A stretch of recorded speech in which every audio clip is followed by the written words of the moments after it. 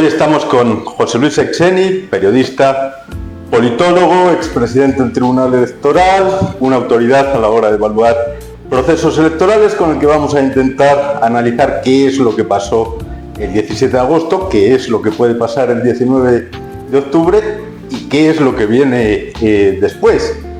José Luis, ¿qué pasó el 17 de agosto? Bueno, qué gusto, Jesús, que tengamos este espacio de diálogo, este encuentro. Lo que pasó el 16 de agosto es algo que se veía venir y también pasó algo que fue sorpresivo. Lo que se veía venir era un poco el fin del ciclo del llamado partido predominante, del MAS y PSP, no tanto por mérito de sus contrincantes, sino por implosión, es decir, por la división interna terrible que terminó expresándose en tres facciones, ¿no? El arcismo con la candidatura del Castillo y la sigla de la cual se habían apropiado, más el androniquismo, bueno, andrónico, y esta consigna de Evo y los suyos del voto nulo, ¿no? Que entre los tres se fragmentaron, bueno, entre los tres sumaron alrededor del 27%. Pasó eso, que más o menos era evidente, a lo cual se suma digamos, el costo que pagó el MAS por la crisis económica y por la pésima gestión del gobierno, sobre todo del gobierno de Arce. Entonces, la conjunción de estos factores hicieron que tengamos nuevas fuerzas en la Asamblea. Entonces, primer dato, pasó la recomposición del campo político y una nueva composición de la Asamblea. Es decir, pasamos de un sistema de partido dominante, que era el MAS, que tenía mayorías no solo absolutas, sino especiales, a un sistema de partido que se conoce como limitado y moderado. Limitado porque son entre 3 y 5 fuerzas que cuentan, sobre todo 3 que cuentan, 3 que acompañan, y moderado porque no es polarizado, sino porque converge. Son bastante parecidas las tres fuerzas, se pueden converger, lo han anunciado, seguramente tendrán facilidad para hacer algún tipo de alianza o incluso de coalición. Eso es lo que pasó. Lo que no vimos venir, pero parece que estaba en las calles, en los mercados, en las asambleas, pero no en las encuestas, no en los medios, no en los analistas, es esta victoria relativa del binomio Paz-Lara. No la vimos venir porque en la última encuesta, la más optimista, le daban 9 puntos, realmente sacó los 32, con lo cual pasa a segunda vuelta. Eso no se vio venir porque de algún modo todo lo que implicaba el voto llamado oculto, el voto indeciso, que algunos decíamos, yo entre ellos, que creíamos que podía ir a Andrónico, finalmente se decantaron por Rodrigo Paz o quizás más por Edman Lara, dándole esta victoria inesperada y dejando fuera del balotaje a Samuel Lorea Medina, que aparecía como primero, aunque con empate técnico en todas las encuestas. Esa es digamos, la novedad. Entonces, a la recomposición del campo político tenemos una suerte de un giro vertiginoso en los actores políticos, ¿no?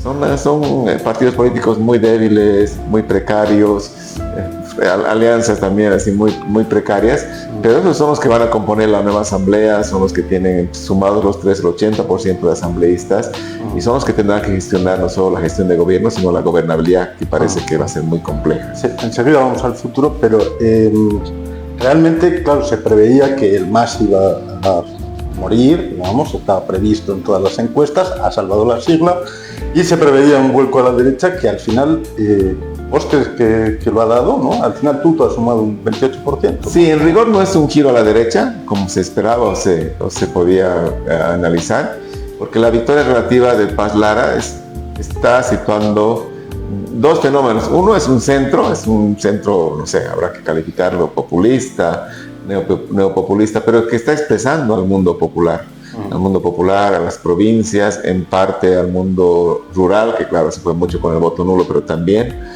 Entonces no es en rigor un giro a la derecha, no es que Tuto arrasó con mayoría absoluta, ni sumado con Samuel ganaron la elección o pasaron los dos a la segunda vuelta. Entonces tenemos, sí, la derecha expresada en Tuto, pero tenemos un centro populista expresado en Paz Lara. Y segundo, la interpelación también es distinta, ¿no? No es una interpelación de retorno al pasado con una lógica y una discursividad neoliberal, conservadora, republicana. No, lo que está expresando este nuevo binomio es renovación, es una lucha anticorrupción, es un discurso de unidad, por supuesto una interpelación o una narrativa religiosa también, que habrá que evaluarla. Y sobre todo esta idea muy extraña de capitalismo para todos, que tiene que ver con la economía popular, todo lo que ha construido el proceso de cambio del MAS es decir, fortalecer actores como los mineros, cooperativistas, los transportistas, los gremiales, el sector informal que es mayoritario en el país, ha sido interpelado directamente por este binomio. Pues no es que lo nacional popular ha salido de escena, está ahí, lo que pasa es que ha expresado sus preferencias electorales hacia otra opción que es esta. Pues en rigor no hay giro a la derecha, hay derrota histórica de la izquierda, sí, o de lo que implicaba esa izquierda expresada en el MAS, ese progresismo, pero no hay un giro a la derecha. Habrá que ver cómo va la segunda vuelta para ver cómo se define al final. Claro, porque al final siempre hemos definido, o siempre se coloca al MAS en la izquierda, pero al final, en rigor, sus políticas también han pecado, digamos, o se han faltado a algunos principios, digamos, de la izquierda, una reforma fiscal profunda, una redistribución de la riqueza. No sé por ahí, porque precisamente ha sido Luis Arce el que más ha intentado definirse en estos años más a la izquierda, ¿no? Conforme a lo que hablaba Evo, y la opción de Andrónico sí que se presentó genuinamente de izquierda y parece que tampoco ha jalado entre el voto popular. Sí, en realidad el MAS más que como partido, como instrumento político de las organizaciones sociales, de las entidades matrices, más que una fuerza política en rigor de izquierda o progresista, es algo que ha ido combinando diversas interpelaciones, nacionalista, plurinacional, con una identificación étnico-cultural desde las organizaciones. Pero claro, esa es, digamos, entre comillas, la izquierda que ha habido en Bolivia los últimos 20 años. Y lo que había de la izquierda tradicional, el Partido Comunista, otras izquierdas, se han plegado a ese proyecto político, es decir, han sido parte de ese proyecto político. Pues habrá que evaluar qué tipo de izquierda o qué tipo de proyecto político ha sido el MAS y PSP. Sigue ahí, no ha perdido las siglas, es un dato importante. Habrá que ver qué hacen para las elecciones subnacionales, donde el MAS tradicionalmente ha tenido una fuerte presencia territorial. 240 de los 329 municipios eran ganados por el MAS, sobre todo en el mundo rural. Y el que auténticamente sí se presentaba como una opción de renovación desde la izquierda era Andrónico, y claro, le ha ido muy mal porque claro, no solo cargó el voto castigo contra el gobierno, del cual él, aunque no directamente formó parte como presidente del Senado y como parte del MAS, sino por esta especie de veto castigo impuesto por Evo, que solo no le dio apoyo, sino lo declaró traidor y hasta enemigo, y casi con una obsesión de que él tiene que perder, y finalmente fue uno de los derrotados de este proyecto. Eduardo del Castillo salvó la sigla con una campaña bien extraña, hablando de Bolivia primero, emulando a los eslóganes de Donald Trump, poniéndose la gorra en la campaña final casi surrealista con gatitos y tal, pero salvó la sigla, ¿no? Bueno, la paradoja es que si no hubiera habido el voto nulo no salvaba la sigla. Salvó la sigla por gentileza de Evo, por gentileza del voto nulo. Porque si el voto nulo no hubiera sido tan alto y estaba en el histórico promedio del 3.7, el MAS no lograba el 3%. Pues digamos, ya, gentileza del voto nulo salvó la sigla. Pero claro, no fue una interpelación, él trató de despegarse de un gobierno en crisis, de una organización en escombros, básicamente muy dividida, y la interpelación que él quiso hacer fue distinta, hasta, no sé, perreando, digamos, ¿no? O sea, trataban de interpelar a los jóvenes mientras bailaba. No fue suficiente, claramente, porque la gente no estaba buscando eso. Y tampoco ni él ni Andrónico expresaron la renovación de liderazgos, que era uno de los clivajes del proceso, junto a la crisis económica.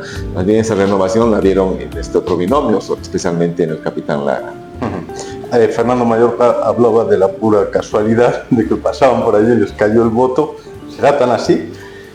La casualidad fue que terminaron en el binomio, porque efectivamente no era un binomio que se había ido formando ni que venía de una tradición larga. Fue días antes, yo creo que el día mismo, porque Rodrigo Paz perdió su candidato a vicepresidente, Edman Lara no llegó a articular o a ser parte de ninguna fuerza política, entonces convergieron.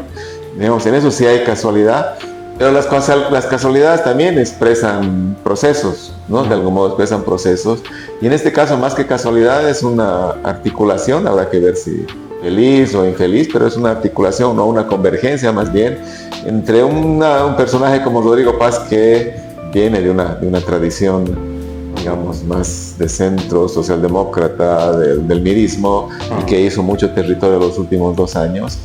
Y Lara, que ese es el auténtico outsider que no vimos venir, ¿no? Es capitán de la policía, que hizo una carrera de derecho virtual, que finalmente fue expulsado de la policía y asumió la bandera anticorrupción, con un gran éxito en TikTok. La interpelación que tiene Lara, hay que estudiarla, es impresionante, la conexión inmediata y cotidiana que tiene con quienes lo siguen en TikTok. Es un TikToker exitoso, y también, por supuesto, está en el territorio. Entonces, esta convergencia, que habrá que ver si es feliz o no, ha llevado a este resultado electoral, asociado a los otros factores. Por sí misma no hubiera sido posible. Ahora hay la discusión, ¿Rodrigo sin Lara ganaba? Yo creo que no. Lara sin Rodrigo ganaba, posiblemente no. Yo creo que la convergencia ha sido interesante y es fruto de un poco del proceso histórico y la coyuntura crítica misma que se ha dado en este proceso. Sí, es verdad, Rodrigo ha interpelado a los sectores tradicionales que votaban más.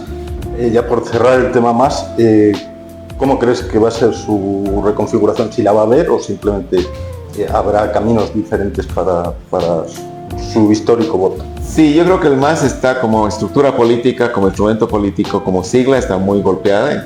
Entiendo que están discutiendo internamente, he visto las dos opciones, si van o no a las elecciones subnacionales.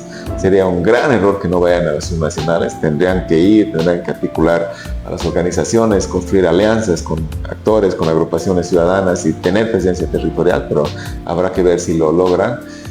Tengo entendido que el proyecto que fue impulsado por Andrónico también está muy mal logrado, muy de capa caída. No sé si van a tener la fortaleza y la voluntad de postular candidaturas en las subnacionales. Ojalá lo haga, pero parece que no. Y quien queda mejor parado de lo que fue el MAS es claramente Evo Morales, que ya no gana una elección, porque Evo Morales no ganó una elección, pero el voto nulo que ha conseguido, el 16% más o menos, no deja de ser relevante. Fue la tercera fuerza, fue la primera fuerza en Cochabamba, en Potosí, ganó en 23 de las 69 circunscripciones. No es un dato menor, ¿no? Pero es testimonial, eso yo digo. 19% de voto nulo. ¿Cuántos asambleístas? Cero asambleístas. Entonces, esa apuesta por salir del ámbito institucional y perder el espacio de representación política y concentrarse en el ámbito extrainstitucional, es decir, fuera de la asamblea, y decir, bueno, nos toca la resistencia y si no funciona la resistencia nos vamos a la rebelión. Es una apuesta compleja, cuando sabemos que Evo ya no tiene la fortaleza, su liderazgo carismático que fue tan valioso estos últimos 20 años está muy disminuido, y también se ha demostrado con un gobierno débil como el de Arce que Evo tampoco puede paralizar el país, ¿no? Y tampoco puede hacer una gran marcha que movilice. Entonces, en esos límites, que no son menores, habrá que ver cómo se reconstituye, no tanto el MAS, yo diría, sino el campo plurinacional popular, el campo del progresismo, el campo de la izquierda. Ojalá que sea a partir de una severa y amplia autocrítica, de una reflexión. Ojalá que no digan, no, los factores externos, como pasó en el 2019. Se necesita una autocrítica fundamental y profunda, y a partir de eso habrá que articular un nuevo proyecto político y, por supuesto, una nueva agenda, que es lo que no supo presentar ninguno de los tres en esta elección. Pero ¿será Evo el que tiene que dirigir esta transición, o tal vez Andrónico, que al final tiene una bancada pequeña pero tiene bancada? Sí, Evo es lo que queda en pie, y Evo yo creo que no va a articular otra cosa que no sea Evo, ¿no? O sea, es tanta su obsesión por su liderazgo y por su carácter imprescindible y por su centralidad en la política, en el Estado, en todo, que mientras Evo está presente parece difícil que surja otro liderazgo. Entonces, yo creo que hay que pensar en un horizonte post-Evo, sin desconocer lo que significa Evo, lo que significó su liderazgo, pero construir nuevos liderazgos. Eso es lo que le faltó al MAS, renovación de liderazgos, pero que realmente impliquen no solo una nueva cara o alguien más joven, sino que implique una agenda y un proyecto político que interpele no sé si un nuevo proceso, pero un nuevo momento de lo que implicó, por ejemplo, el proceso constituyente, que es tan valioso y que quedó ahí, está ahí para avanzar quizás en un proceso post-constituyente. Tuto lo vuelve a meter recurrentemente a Evo Morales en esta campaña, también en esta segunda vuelta. Sí, porque le sirve, ¿no? Porque es parte de esta discursividad que polariza otra vez más, anti-más. Tuto es el anti-más y el PDC sería el MAS aliado a Evo, ¿no? Entonces le sirve, es útil para fines de campaña, es útil para fines de guerra sucia, pero bueno, asumiendo que gran parte o una parte de los votantes que apoyaban al MAS ahora han apoyado al PDC, no hay una relación orgánica, pues claramente que no hay una decisión orgánica del MAS y ahora que nos vamos con el PDC o alguna cosa así media oculta y retorcida que no conocemos, no existe, creo eso, pero claro, a Tuto le sirve esa polarización porque hay gente que sigue a Tuto que claro no quieren saber absolutamente nada del MAS y que ahora han hecho esa asociación. No, ahora a la misma noche, el 17 de agosto se hizo la asociación. El PDC es un proceso de cambio, es decir, una especie de MAS camuflado y tanto Rodrigo como especialmente Lara un poco son la nueva cara del masismo, ¿no? Pero claro, el fenómeno es mucho más complejo que una cosa instrumental para fines de campaña o de guerra sucia. Viendo teóricamente el tema de la segunda vuelta, normalmente las segundas vueltas son un escenario de voto blando, ¿no? De intentar convencer a cualquiera a votar por el más menor, además en este caso que entre los dos suman menos de 3 millones de votos, más o menos 3 millones, de 7 millones de votos, ¿no? Hay muchísimo voto por ganar, pero Tuto tiene un voto durísimo, que es leal, y Rodrigo pues todo es voto blando, ¿no? Es voto tiktoker y voto... ¿Cómo tendrían que hacer para ganar? O sea, sí, primero la segunda vuelta inédita, segunda vuelta que como sabes es inédita a nivel presidencial, no a nivel de gobernadores, ya hemos tenido experiencias en el 2015, el 2021, pero a nivel de la presidencia es inédita. Plantea primero el escenario de una nueva elección, o sea, es segunda vuelta, pero no es que partas de cero, pero realmente se replantea porque ya no es entre 9, sino entre 2. Segundo, este hecho de que sea entre 2, como ocurre en los referendos, cuando dice sí, no, A, B, que genera un escenario de polarización. Es decir, solamente tienes 2 opciones y ahí digamos, te concentras en términos de tus adhesiones, de tus lealtades. Y efectivamente Tuto tiene un núcleo duro de la oposición tradicional que siempre ha estado en contra del MAS, un tercio de votantes que no importa quién encabece la oposición contra el MAS estaba ahí, y eso lo hemos visto desde el 2009, 2014, 2019, 2020, ahora no tanto, hasta el 2020, ¿no? Se expresaba en diferentes opciones y siempre había un voto duro desde la derecha, expresada en la élite, con mucha presencia en Santa Cruz, Beni, Ando, tal vez un poco Tarija. Y efectivamente el voto de Lara, de Rodrigo Paz, y no es casual mi lapsus de Lara, porque Lara tiene una fuerte presencia en ese voto, no es orgánico, no necesariamente es orgánico, no expresa una estructura política, porque el PDC es básicamente solo una sigla prestada o alquilada, pero sí creo que ha implicado que han tejido alianzas con organizaciones, con sectores, ¿no? Y ahí los vemos con los transportistas, con los cooperativistas, con todos estos sectores tan poderosos que antes dialogaban o eran parte del proceso de cambio, del pacto de unidad o del CONALCAN famoso. Ahora han tenido más acercamiento con Paz Lara. Entonces, no es un voto ideológico, no es un voto leal, pero es un voto corporativo que puede funcionar. Habrá que ver eso y habrá que ver, digamos, el gran dato de cómo se decanta finalmente ese 16% del voto nulo de Evo Morales el 17 de agosto. Yo no creo que Tuto engañe a mucha gente disfrazándose, o sea, yendo a chutillos a bailar, este tipo de cosas, pero la campaña de desgaste contra Rodrigo y Lara por las dos líneas, ¿no? Porque Lara está sufriendo el desgaste, digamos, de redes y sí. Rodrigo también por su propia verborragia a veces, ¿no? O sea, por querer exagerar a veces muchas cosas de las que dice, también está sufriendo un desprestigio. Esto puede movilizar voto abstención, digamos. O sea, no sé si abstención, pero puede movilizar a un voto que estaba indeciso y que decía por ahí Rodrigo y Lara puede cambiar y lo estamos viendo en las diferentes expresiones. La estrategia del miedo funciona, la estrategia no es una estrategia suelta, casual, es una campaña en forma. Es decir, están planteando nosotros, Tuto, somos una respuesta seria, formal, no sé qué, los otros son una cosa del mundo de la incertidumbre y puede pasar cualquier cosa. Pues esa estrategia del miedo, que es parte de una cosa más grande de mensajes negativos, de guerra sucia, de atacar al contrario, puede tener efectos no necesariamente en el votante que ya votó por Lara, porque yo creo que va a volver a votar por Paz Lara, sino en el votante que votó por Samuel, por ejemplo, o en el votante que votó por Manfred Reyes, Villa. En ese segmento de votantes, yo creo que puede ser que tenga influencia esta campaña tan sistemática que se está haciendo, ¿no?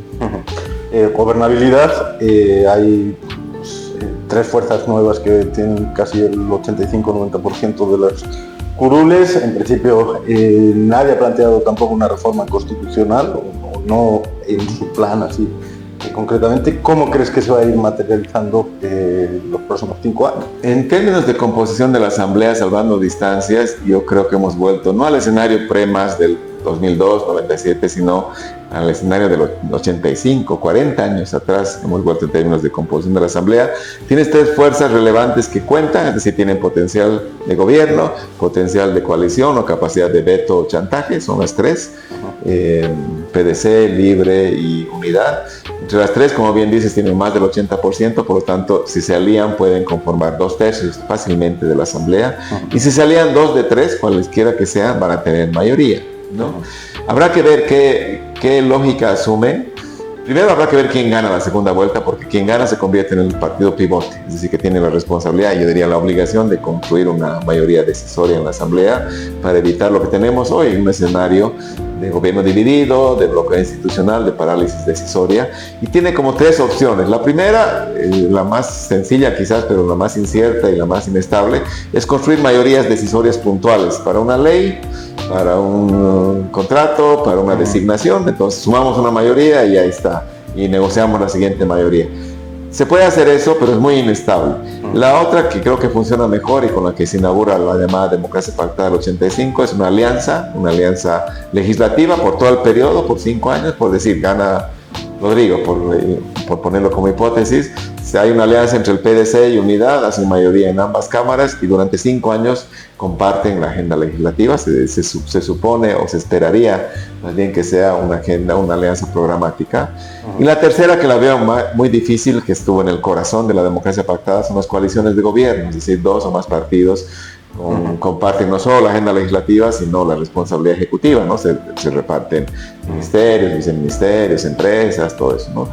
Yo creo que no va a ser difícil armar mayoría en la Asamblea, lo van a hacer, sobre todo porque además convergen las tres fuerzas.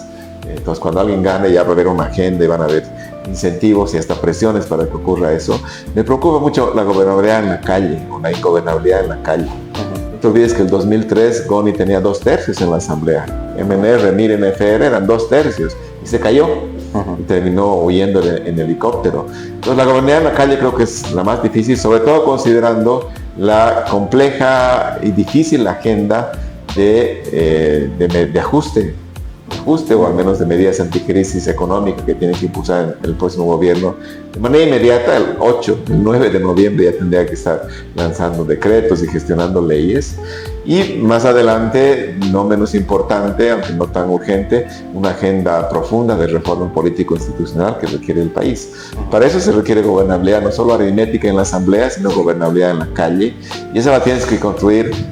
Hay 2 formas de construirla. Una es mediante acuerdos con las organizaciones, con los actores, es decir, que esta agenda de gobierno se convierta en algún modo en una agenda nacional. Creo que eso, y no es fácil, pero quizás esa puede ser el mejor escenario de gobernabilidad en la calle. Y la otra no es tanto construir gobernabilidad, sino imponerla a través de una lógica autoritaria, estados de sitio. Como estamos viendo ahorita en Ecuador, se han lanzado la eliminación de la subvención del diésel, que puede ser bastante probable que ocurra en noviembre en el país, y inmediatamente suben los precios, hay mucha protesta, hay movilización, y claro, lo primero que haces es un estado de sitio, medidas de excepción. Entonces esa es la otra forma, no de construir gobernabilidad, sino de generar bases más autoritarias y a veces represivas de una estabilidad que necesitas para imponer unas medidas de ajuste que seguramente serán muy severas. Claro, en Perú le ha funcionado. En el 85, de todas formas, había partidos, había líderes carismáticos muy visibles, había partidos que tiraban línea, ahora no lo hay. Hemos visto en la propia campaña los diputados que aparecían medio sucios en unidad, digamos, sí. El líder los desconocía, ahora además no quedan los líderes en la asamblea. Realmente preocupa. Es una gran diferencia, porque efectivamente cuando hablas de la historia de coaliciones de gobierno o legislativas, presupones estructuras políticas fuertes, disciplina partidaria, algún grado de cohesión ideológica, y no hay nada de eso. No tienes nada de eso. Tienes un mundo de la fragmentación, tienes un mundo de diferentes intereses dentro de la asamblea, entonces parece que va a ser un poco más complejo, pero tienen que hacerlo. Si no hay el mínimo de gobernabilidad en la asamblea, aunque sea aritmética, ya no hablemos del programa, aunque sea aritmética, yo veo que será muy difícil que cualquiera de los dos pueda gobernar este noviembre. Para terminar, los 3 o 4 temas que sí o sí hay que pactar urgentemente. Lo primero es una agenda de ajuste. Le pondremos el nombre de ajuste porque, claro, tiene su connotación. Una agenda de ajuste contra la crisis económica, medidas de corto plazo para frenar la inflación, para revertir las escasez de combustibles, escasez de dólares, de divisas, escasez de productos importados como medicamentos. Eso es lo primero. Lo segundo, ya no como política de gobierno, sino como política de Estado, habrá que pactar una reforma integral de la justicia en el país. Eso tendría que ser una política central dentro de este pacto, empezando, digo yo, por muy pronto cesar a los 5 o 7 magistrados autoprorrogados. Eso debería ser lo primero que deberían pactar, y también con medidas que eviten la impunidad, no sé, aprobar el juicio de responsabilidades, por ejemplo, por las masacres de Sacaba y Sencata, ¿no? Eso debería ser Lo tercero es construir acuerdos con actores sociales y gremios y organizaciones sociales para definir una agenda de mediano plazo, no la inmediata de ajuste y de estabilización, sino de mediano plazo. Es decir, no solo hay que reactivar la economía, sino hay que rediscutir y replantear un modelo de desarrollo en el país. Y lo cuarto, que es más un anhelo y quizás siempre tiene sus riesgos, habrá que pensar en el país en un nuevo momento constituyente, asumiendo que debe ser un momento no de regresión de derechos, sino de hacer un examen de la Constitución 16, 17 años después, y decir, ¿en qué podemos mejorar? ¿Qué es lo que falló? Porque es un proceso de experimentalismo, ¿no?